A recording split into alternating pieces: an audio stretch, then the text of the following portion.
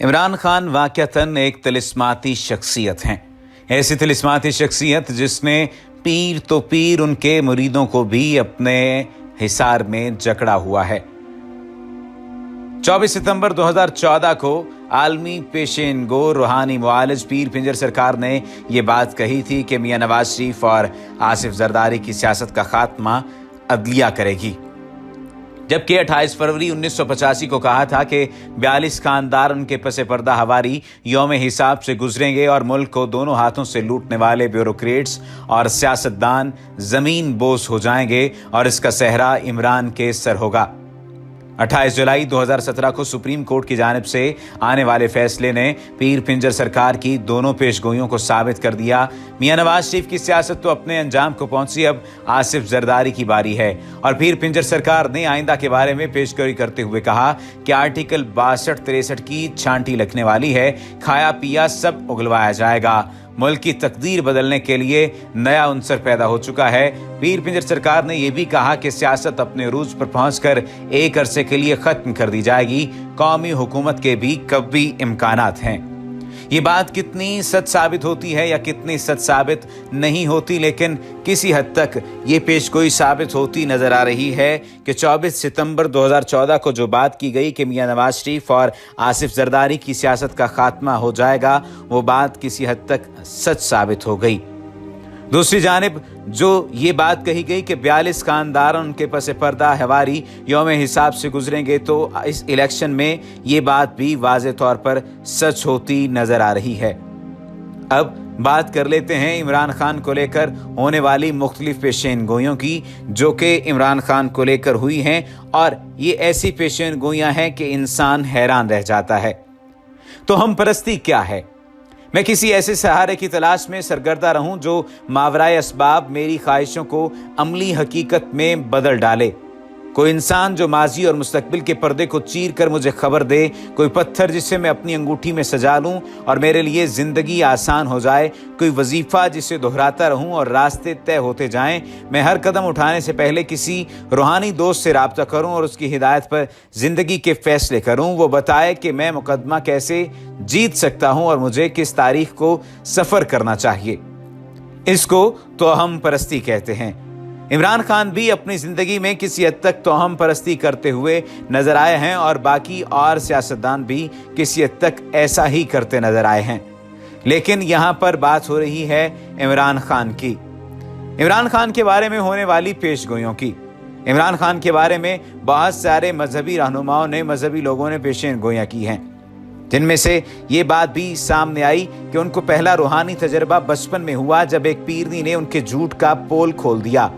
उन्होंने कुरान मजीद खत्म नहीं किया था, मगर घर वालों को बताया कि खत्म हो गया है। इस झूठ से वो वाकिफ थे या मौलवी साहब। उनकी वालदा की पीरनी घर में आई तो उन्होंने सबको सच बता दिया।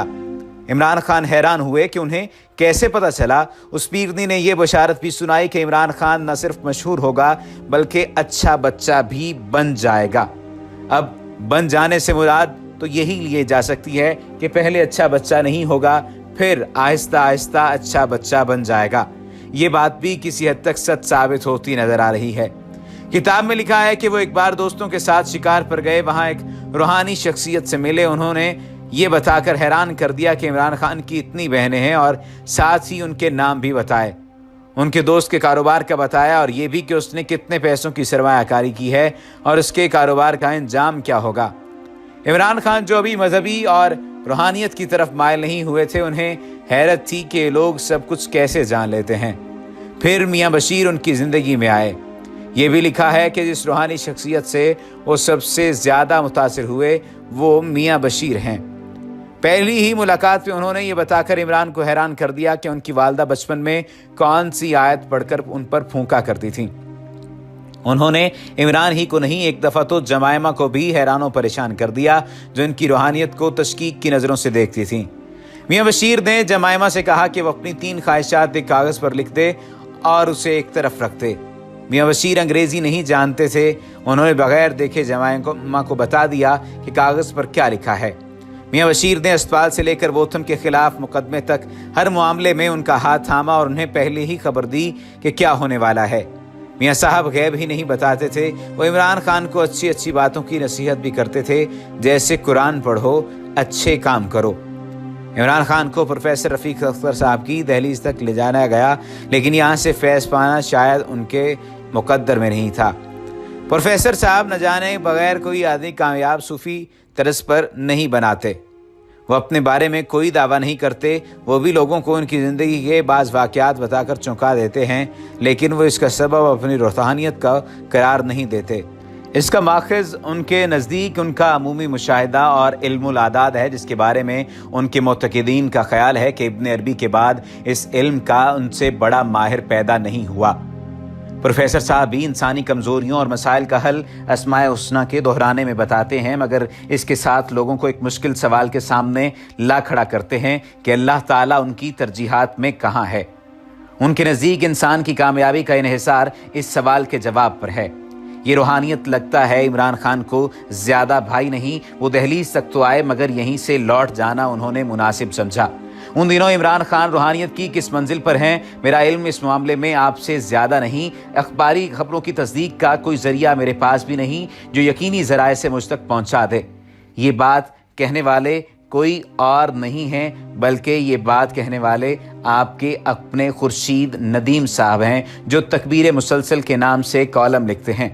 उनका कहना है कि मैं इन दिनों नहीं जानता कि इमरान खान रूहानियत के किस दर्जे पर हैं, लेकिन मैं ये जानता हूँ कि इसी बुनियाद पर मैं ये ज़ाती रखता हूँ कि वो तो हम परस्ती ही को रूहानियत समझते हैं। सवाल ये है कि उनकी तरह का एक पढ़ा लिखा जदीद आदमी ये सब कुछ कैसे मान लेता है।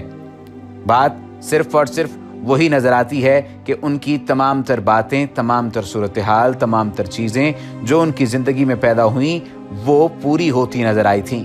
इमरान खान के बारे में जो जो बातें की गईं वो किसी हद तक पूरी होती नजर आईं।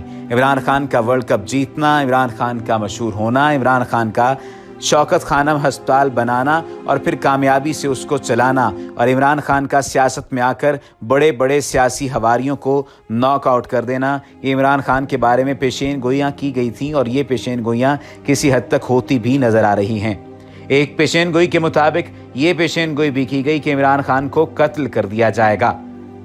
खुदारा ऐसी किसी भी बात पर यकीन करना हमारे लिए तो मुश्किल है, लेकिन ये बातें अफवाहों की तरह उड़ रही हैं। ये बात भी सामने आती है कि इस्लामी ममालिक कॉन्फ्रेंस करवाना भी इमरान खान के सेहरे पर सजेगी, और दूसरी तरफ ये भी बात कही गई है कि इस्लामी ममालिक का इत्तेहाद होगा और इस इत्तेहाद में चीन भी इस्लामी ममालिक के साथ होगा, गोया कि वो इस्लामी मुल्क नहीं है।